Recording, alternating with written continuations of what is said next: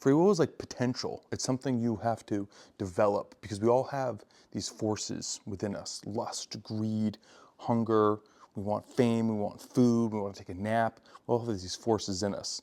And it's how you interact with them is what dictates what sort of results you get, what type of person you become.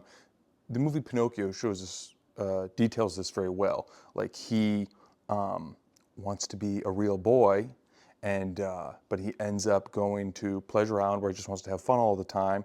And eventually turns into a jackass, just becomes a beast of burden. And that's like if you're just given to vices, eventually you'll be enslaved by them. That's people become addicts. They don't just wake up and be like, I want to be a drug addict.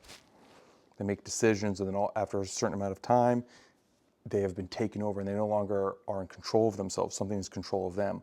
Likewise, if you adhere to a higher calling, it's going to take time to develop that. Like I can't, like you could take me and like certain UFC fighters and stand us right next to each other. We probably don't look any different, but one's a killer and I'm just like more of a normal guy.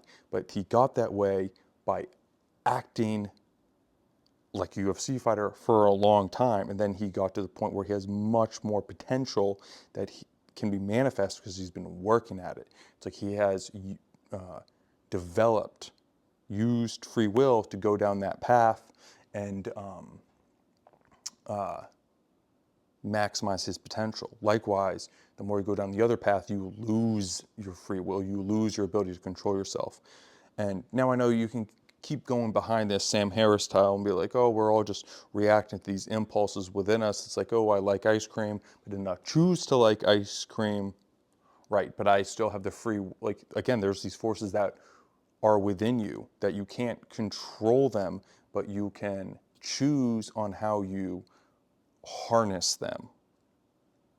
Choose to harness your impulse, your drive.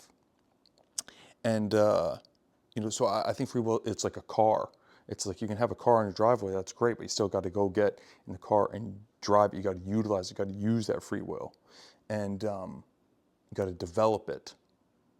William James said he struggled with this whole thing of like, oh, free will, and then he decided to have free will. He said, my first act of free will is to choose that I have free will. It's like one of those things kind of becomes a self-fulfilling prophecy. And what you can do is just sit down right now, try and figure out what you think is best, and start moving towards that path, and just continually doing that throughout life. Just trying to get on the right path, because you either can do it, do something, or you don't.